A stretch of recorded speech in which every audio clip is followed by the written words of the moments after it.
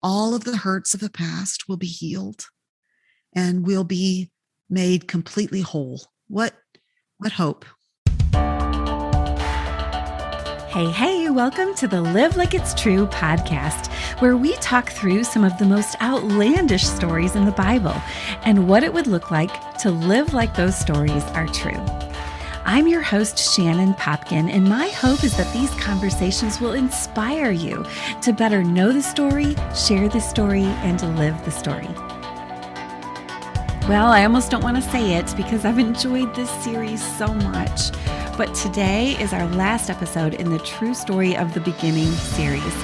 We have spent over 3 months now looking at Genesis 1 through 3, our origin story. And I hope you feel like I do, that this has been time well spent. Remember when we opened the series and I talked about going to a funeral for somebody that you don't know and maybe feeling a little sad, but also kind of secretly wishing that you could get back to your day? And then I contrasted that with going to a funeral for someone that you dearly love. You've known them from the beginning of their life until the end, somebody that you long to see again. And the point is, we experience loss differently when we know the whole story. We have a fuller understanding of what has been broken, and we have a deeper longing for resolution. Well, in this last episode of this series, we're going to turn our attention to the part of the story that we are still longing for, the part of the story that we get a glimpse of in Revelation, the last book of the Bible. I'm so delighted to have Nancy Guthrie back. She was with us, you'll remember, for our first episode in this series when we talked about Eden's fall. Nancy is an author, a speaker, and a Bible teacher. I've been recommending her book, Better Than Eden, all through this series. I'd also love for you to take a look at her podcast, Help Me Teach the Bible, and her biblical theology workshop for women. Both of those have been invaluable resources to me. And what I love about Nancy is her grasp of the whole story of the Bible. She has such a brilliant understanding of how the pieces all fit together. And another thing that I love about Nancy is that she's not afraid to talk about Revelation. Revelation is the book that was written by John after he had a vision of the new heavens and the new earth. It's a futuristic vision.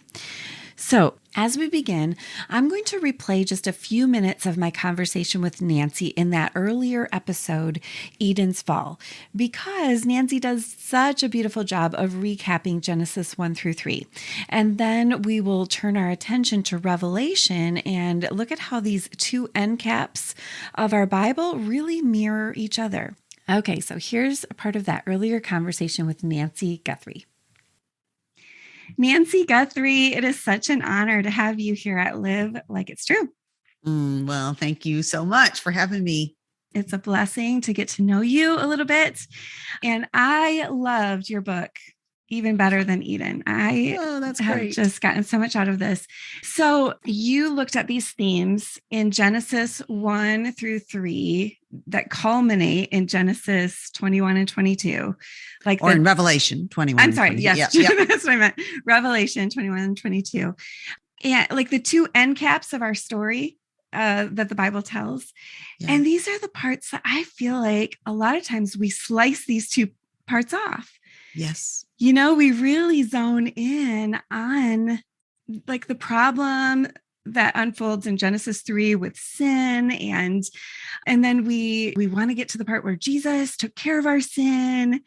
But then we kind of slice off what God originally intended and what he's wanting us to look forward to. Yeah. So today I want to go forward to Revelation. Yeah. And kind of put those two pieces together because they do really mirror each other quite a bit. Yeah.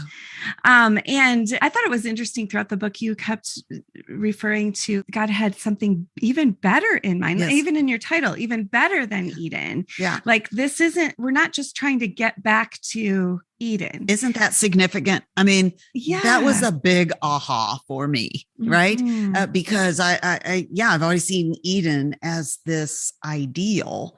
And so one thing I say, and even better than Eden is that I think we're intended to think of Eden, not in terms of perfection, but in terms of potential. And by that, what I mean that we see Eden was perfectly good, and as were Adam and Eve. And Adam and Eve, made in the image of God, humanity, we had a measure of glory. And then Adam and Eve were given this task. So they were at the center of their lives was a God-honoring purpose, which was that they would be fruitful and multiply and fill the earth, and that they would work and keep the garden, and that they would exercise dominion over every creeping thing and every bird of the air and every, land animal. And so that, I think, are some of our first hints, Shannon, that Eden, it wasn't everything it was meant to be. So it covered this very small territory in the midst of a wilderness. So as Adam and Eve would be fruitful and multiply and fill the earth and work and keep with the garden, the boundaries of that garden would expand and be filled with more image bearers of God, people who bore his glorious image and lived in obedience, glad obedience to their God, this great king that he had made them vice regents. And so the plan for creation was always headed toward this great Sabbath rest, this seventh day. So at the very beginning, you've got this sense of this, that he sanctified this seventh day and he made it holy. And so there is that sense right there in Eden that Eden was not created to simply stay static. Right. That it was headed somewhere with a purpose. And at the center of that also is, we've got the tree of life, which we're not told much about in Genesis. But then there's also this tree of the knowledge of good and evil. And Adam and Eve have been given this instruction. And this tree was intended to be a place where this first Adam would, at the tree, he would have the opportunity to judge good as good and judge evil as evil. On what basis? On the basis of what God has said. Okay. And that's where he failed. And God had said, in the day you eat of it, you will surely die.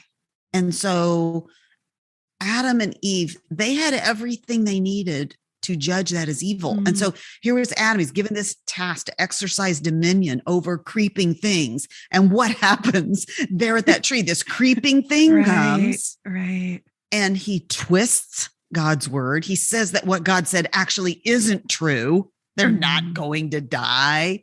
And so at that moment, Adam should have crushed the head of the serpent then and there and put an end to evil. And if he had, Adam and Eve would have been able to lead all of their posterity into all of the glory and abundance and expansion that God had intended all along for his people, which he still intends for his people. Yeah. But the thing is, that first Adam failed to lead us into it. And so that sets us into motion in the story of the Bible, the coming of of the person Paul calls the last or the second Adam. And so he is going to come into this world, and on the cross and in his resurrection, we discover that he in that has crushed the head of the serpent. He has done what the first Adam failed to do. And that he, in fact, is leading his people, all who are now joined to him by faith. We take hold of Christ, we become joined to him, and he's the one who is going to then lead us into this garden that's going to cover the whole of the earth, this eternal Sabbath rest, this abundance, this face-to-face relationship with God, this purity, this full satisfaction that God has intended for his people all along. Well, I hope you agree that was worth listening to twice.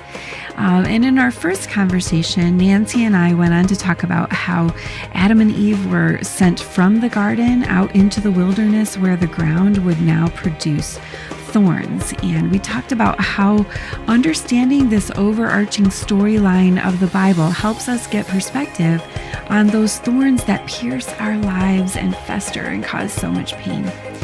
And Nancy talked about the profound pain of losing 2 of her babies after only about 6 months each to a genetic disorder. And we talked about how common it is when we experience something like that for us to look at those thorns and ask why.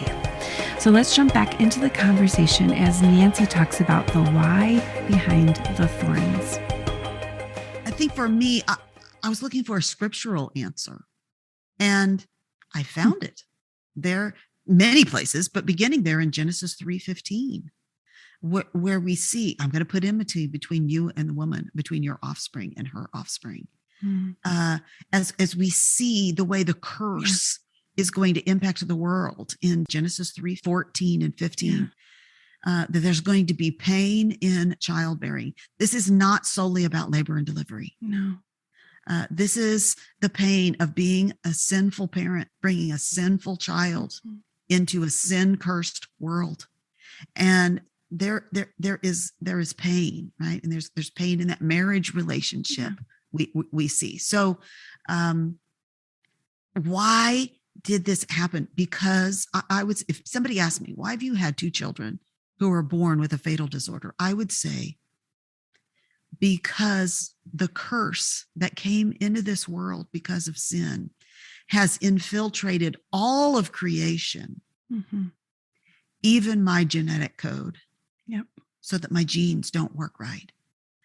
So, but here's the thing. So not only in that verse do I find an answer to the question why in terms of cause, I also find a sense of hope. Right.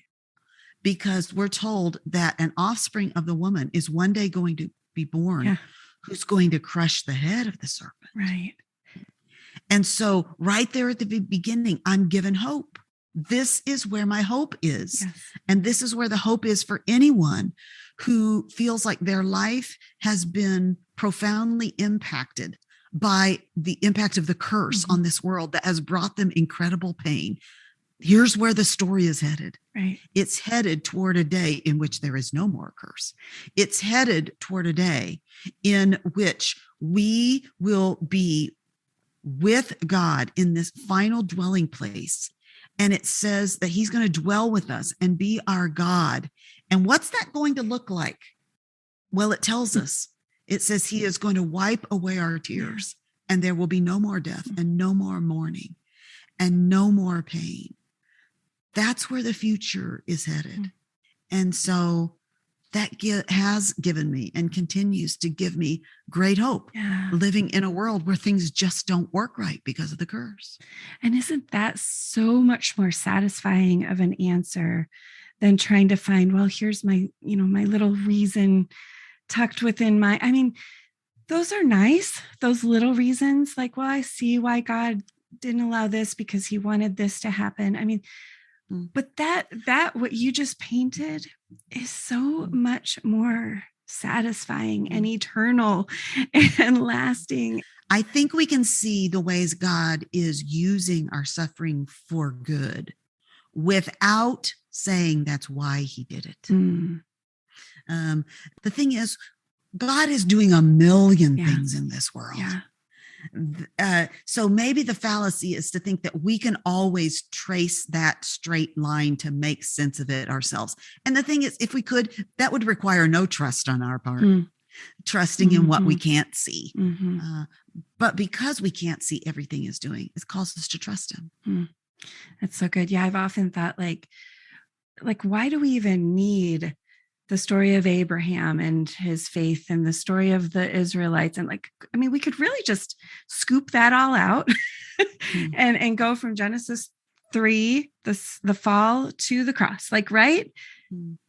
But no, because it's our faith that pleases God. It's our faith in not having all the answers, not being able to trace the one-to-one correlation between our experience and what God is doing. It's our faith in this coming culmination of revelation.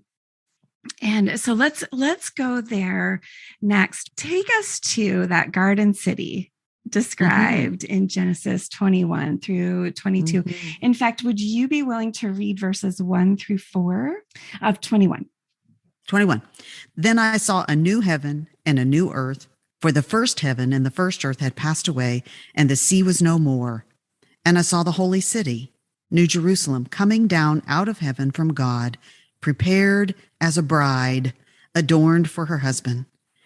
And I heard a loud voice from the throne saying, "Behold, the dwelling place of God is with man. He will dwell with them, and they will be his people, and God himself will be with them as their God. He will wipe away every tear from their eyes, and death shall be no more. Neither shall there be mourning, nor crying, nor pain anymore, for the former things have passed away." And that's the verses that you were just referring to, the ones that you've clung to. What is interesting about how God, he leads. The leading thought here is that there's a dwelling place of God with man. He will dwell with them and they will be his people. What is interesting about that? So many things. For one thing, I think what we're seeing here basically is the consummation of a marriage.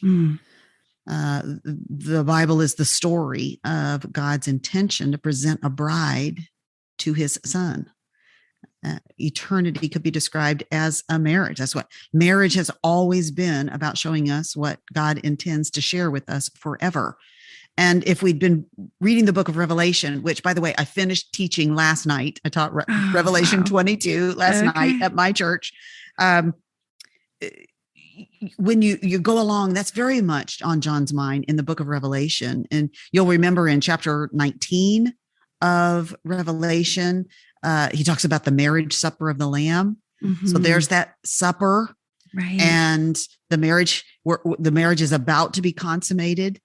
And Jesus shows up right after that supper as a warrior and basically cleansing creation to make it fit to dwell with his bride. And then here in chapter 21, we have the consummation. Now, finally, God, who for so long has been working out his plan to dwell with his people. That was his purpose in Eden. And that was his purpose in the tabernacle and later the temple, right. in a partial way. Only one person could enter into the most holy place in the tabernacle of the temple. And then we see Jesus, the word was made flesh and tabernacled or dwelt among us. Jesus came to dwell among us. Right. I love that. But then now we have the full consummation of what he intended, this dwelling of God with his people. How does this echo back to what we saw in Genesis 1 through 3? Well, first of all, just look at the first few verses. Then I saw a new heaven and a new earth. So it echoes back to God created the heavens and the earth. And we can see that what we're headed toward is a recreation of those things. We see this bride adorned for her husband. Eve was presented to her bridegroom, and he turned out to be a failed bridegroom. And in fact, she was quite flawed herself. But in the future, God is going to present another bride to his son who will not be a failed bridegroom. And this bride, though she has thoroughly sullied herself, at this point, look at her. She is adorned for her husband. And we'll read later in the chapter, this is, she's been cleansed. She's wearing these white robes that have been washed in the blood of the Lamb.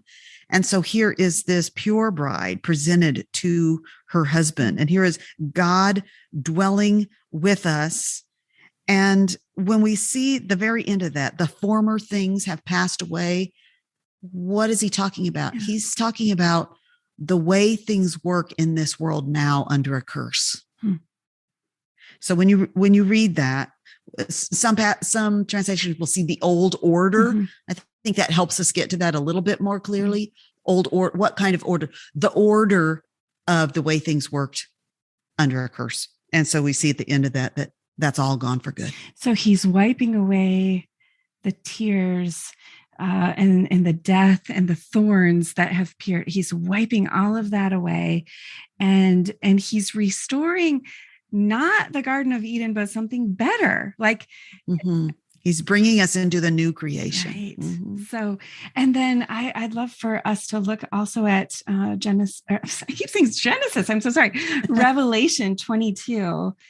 Okay. This tree, that we talked about earlier. There it is again. It reappears. It does. Yeah. And so could you read 1 through 3? Yeah. Then the angel showed me the river of the water of life, bright as crystal, flowing from the throne of God and of the Lamb through the middle of the street of the city.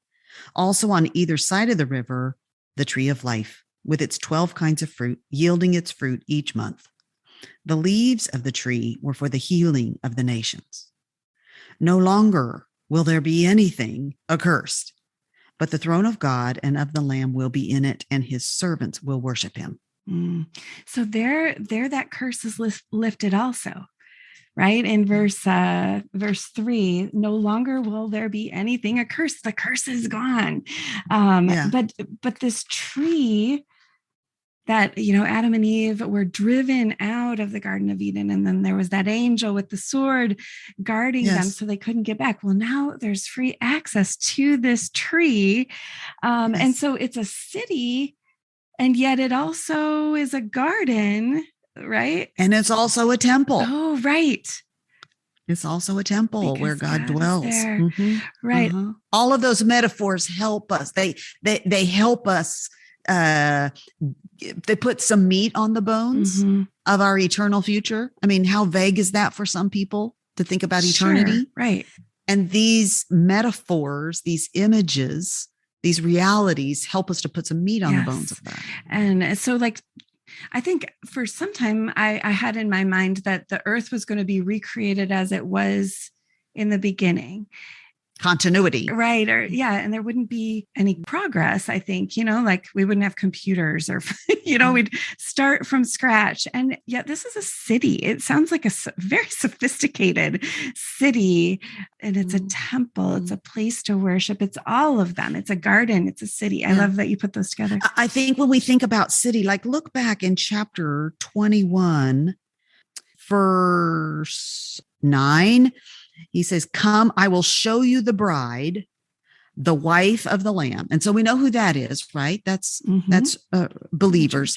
And he carried me in the spirit to a high mountain and showed me the holy city, Jerusalem. And so what we need to recognize is this city. I think in Revelation here, I've always kind of thought of it as a place, and it is a place. But I think we should think of it perhaps more as people, as this multinational community of people. And the gates into this city, look in verse 13, on the east 3 gates, on the north 3 gates, on the south 3 gates, on the west 3 gates. Well, what is this telling us? It's telling us people are coming into this city from every direction. From every tribe, tongue, and nation, people of every color, of every era. They're all entering to this city, becoming a part of the people of God. And the tribes are mentioned, and the apostles are mentioned. Yes. These are like the entry points. It started with the nation of Israel, but the gates are open. That was just the beginning, and the foundation was laid so that this city could be. It's for all of us. I'm not Jewish. Are you, Nancy? So this city is for you and me too. We'll be, good news. It'll be our city. And I mean, help me more though with this. It's a group of people, not just a place. Do you picture this city like I mean, it's got these 12 foundations. Is it on earth or is it suspended from heaven? It is the earth. Okay. It is the earth, a recreated earth. Go to Romans 8, where it talks about all creation is groaning, longing for the freedom of the sons of God. What's that? It's longing for Resurrection Day, because it knows that Resurrection Day for us as believers, when God gives us new glorious bodies, where are these glorious bodies going to go? Well, they're going to go on a renewed earth, when all of creation will be set free from the curse. Let's go back to Genesis. If you look at Genesis 3:15 through 17, you look at specifically what is cursed: the serpent and the ground. And so when we read there's no more curse, then the ground, the earth, the whole of the earth has been set free from that curse. And it's been renewed. Chapter 21, verse 5, behold, I am making all things new. He does not say, I am making all new things. I'm making all things new. And that is the work of recreation that we're reading about here. Yeah. Shannon, you're going to have to get my newest book. Oh, I can't wait. The Revelation one? Called Blessed. Yes. Oh, yeah. I can't wait.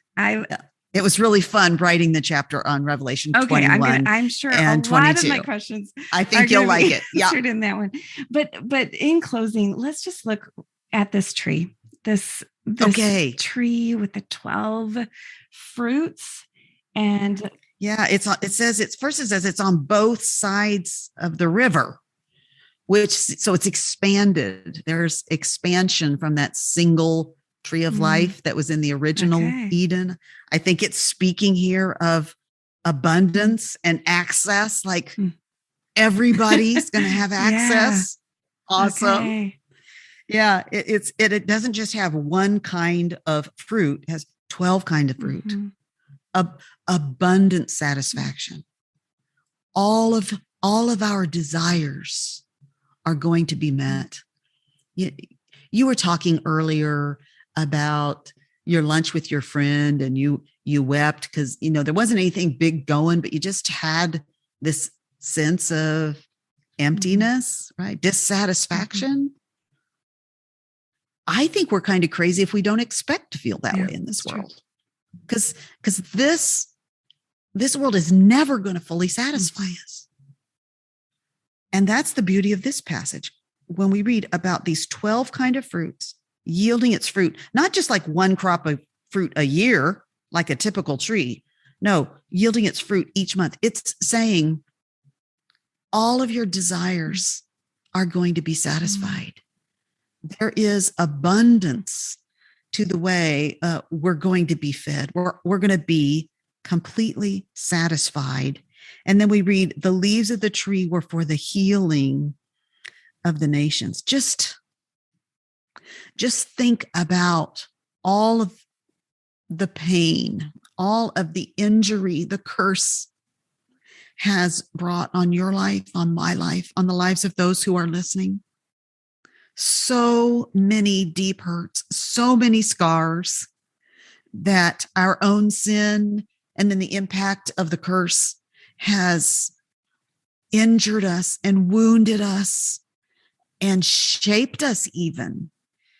And here's this beautiful promise that in this new creation, the leaves of the tree are going to be for the healing of the nations. So for us as individuals and us as a people who've been called to him, this abundant healing, all of the hurts of the past will be healed and we'll be made completely whole. What hope.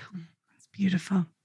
So this story, as we look at it without slicing off the ends, the wholeness of it, how does it correct the ways that people tell their story in the context, missing out on this bigger story? How does it help us correct the false narratives of the world? For most of my life, if you'd asked me what the Christian life was all about, I kind of thought of, I choose Christ and I try really hard to live for him, and then I go to heaven when I die. And the truth is, Shannon, I don't think I ever thought through that the passages that talk about the resurrection at his return and how my eternal existence would be different after Christ returns to this earth and my body is resurrected. And I am then once again, not just a soul in the presence of Christ away from here with my body in the ground, which is going to happen first, but then after the resurrection, reunited body and soul with a body that, according to Philippians 1, says is going to be like Jesus's glorified body. And so I think I just never thought through where then, and so now what this story shows us, as we see that actually God is going to renew the whole of his creation, it's going to be a place that's fit for us to live forever with him face to face. So that's where my story is headed. And so that's what it should then be the center of my hope, not simply my soul going away to heaven to forever float away in some existence away from here, but rather an embodied life, but in a body that will be, that will never die, that will be immortal. And not only that, will be glorious, will be as glorious as the resurrection body of Jesus is right now. So how can we live right now as though that is our future, that is our hope? How can we live like it's true, that this story is true? Well, first of all, we reckon with reality that it is. When we read in 1 Corinthians 5:17, to those who are in Christ, the new creation has come. That's the NIV, which I think is better than the ESV, which would say, to those in Christ are a new creation. I think it's a little better to think of it, the new creation. So think about that new creation out there in the future. It's actually come to me right now. And when, where, how? In the interior of my life. Even now, what is it? Paul writes that I am being renewed day by day, right? In 2 Corinthians 4, when he talks about, my body is wasting away, but in the interior of my life, I'm being renewed day by day. That's what we can count on, is that new creation life has been implanted in us when God gave life, when he traded our dead, hard hearts for new hearts of flesh that are given life by Christ. And the Spirit is at work in us. And we can actually be experiencing this newness of life, this becoming more like Christ, walking more in his life, increasingly day by day as we go through this life. We are not tied to the oldness of the past, all of our old ways, all of our old habits, all of our old patterns of thinking, all of our old ways of sinning. We've been given this new life. We've been we're given the power to overcome sin. And so that's the difference this makes. It's starting now. And that grows in us the longing for that day when all of that's beginning now comes to its full fruition in the new creation. I can't wait. But I want to embrace it now and live like it's true. And I know you do too. I know you do too. Definitely. Thank you, Nancy. You're welcome. Such a blessing. Appreciate you so much. Thank you so much, Shannon. The new creation has begun in me. I have thought of that so many times since Nancy said it. Am I going to live out of the story of the fall and corruption and sin? Am I going to continue plucking forbidden fruit and perpetuating all of the consequences of the curse? Or am I going to live like it's true that the new creation, where Jesus is making all things new, is happening inside of me? Thank you so much for joining me for this True Story of the Beginning series. I hope it has been helpful for you. I just want you to hold on to the fact that God didn't give you a sermon or a list of facts or instructions to help you understand who you are and what your purpose is. He gave you a story. It's like a velvet pouch of gems that helps hold all of the truths together. And you can take the gems out anytime you want and examine their beauty just by remembering the story, the true story of the beginning. So will you hold it close? Will you live out of this story and use it to correct the false narratives of the world? Will you live like it's true? To help you out, we have added a false narrative watch list as part of our Live Like It's True workbook, which correlates with this Story of the Beginning series. So you can find that link in your show notes, along with a link to Nancy Guthrie's book, Better Than Eden, and all of the other resources that we have been recommending in this series. I'm going to be taking a little break here on the podcast to work on my next book, which is a study on the life of Sarah from Genesis 12 through 21 that will be published with Our Daily Bread. So looking forward to sharing that with you. I'd love to hear from you. Tell me what has resonated with you here on the podcast, or what you'd like to hear next. And make sure that you go back and revisit some of those earlier series. We have the true story of Jesus at the beginning, Jesus stories, and we have the true story of Easter as our second series, and then we had our summer standout series where I talked to a number of authors who were choosing the Bible passages, and then now this true story of the beginning. So what would you like to hear next? What has resonated? What have you enjoyed most? I sincerely would love to hear from you. It's truly a joy to serve you. Thanks so much for listening. And now it's time to go live like it's true.